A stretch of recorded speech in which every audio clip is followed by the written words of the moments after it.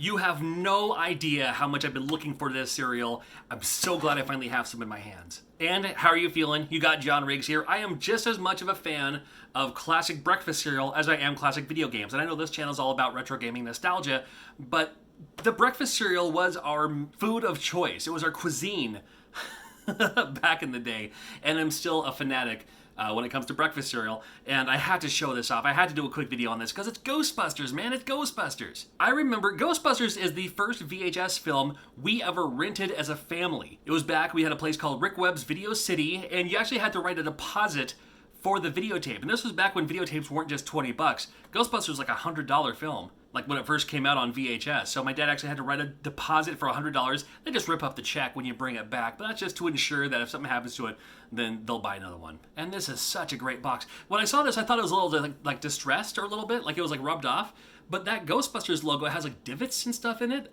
Maybe I've never looked close enough. You know, maybe it's a newer logo. I'm not exactly sure, but I mean, I think it's just awesome. Side panel, if you want to check that out. The back has been shown as well. Top, bottom, nutritional contents.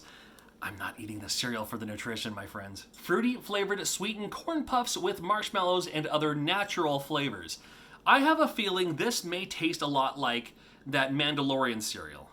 This Mandalorian cereal. Ghostbusters says fruity flavored sweetened corn puffs with marshmallows and other natural flavors.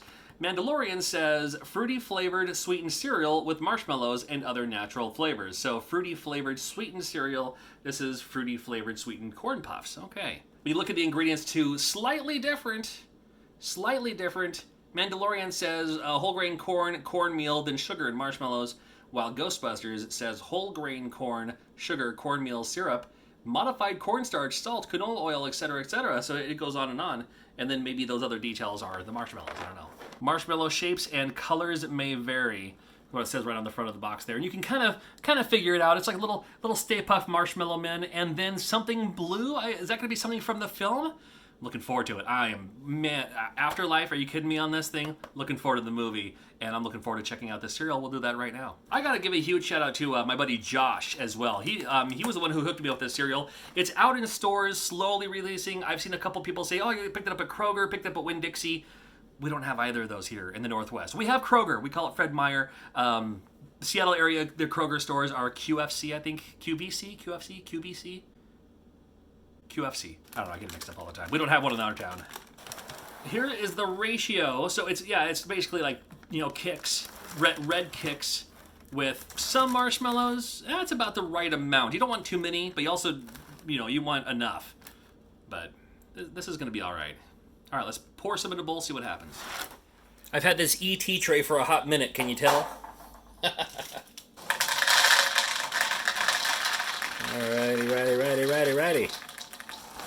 Now, it's showing up pretty pink on film, but it's supposed to be, look at the front of the box here. That looks pretty red to me. Well, it should have been a deeper red. Maybe they're not going to do the whole, what was that dye? What was the red dye food coloring back in the 80s? That was like M&Ms weren't even red because they were afraid to use that red food coloring. Again, these are just, nothing's fancy. Little bite here. It tastes like cereal. If it was green, you could have Slimer, right? But maybe Slimer's not in this movie, or I don't know. What is the little blue blob? What's that supposed to be? Why isn't it green? Even for nostalgia's sake. And again, they said shapes may vary. There, that could be literally anything right there. It's a ghost. I thought it was gonna be a little Stay Puft Marshmallow Man. Little did I know. I've actually kind of gotten in the habit of using the almond milk recently, but a little 2% for on this one. We didn't have almond milk back in the 80s.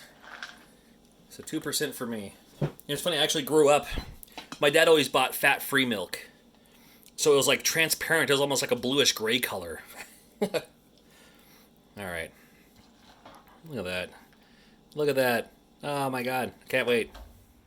I'll at least use the green bowl, just so I can get a little thing. Alright, so Ghostbusters cereal 2021 from General Mills, representing Ghostbusters Afterlife, the new film coming out later on this year. Man, I can't wait for this movie to come out.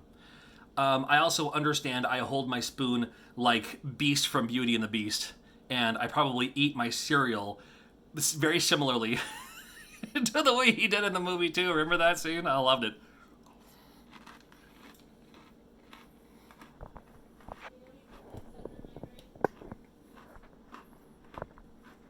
A little second opinion here. The flavor is very generic.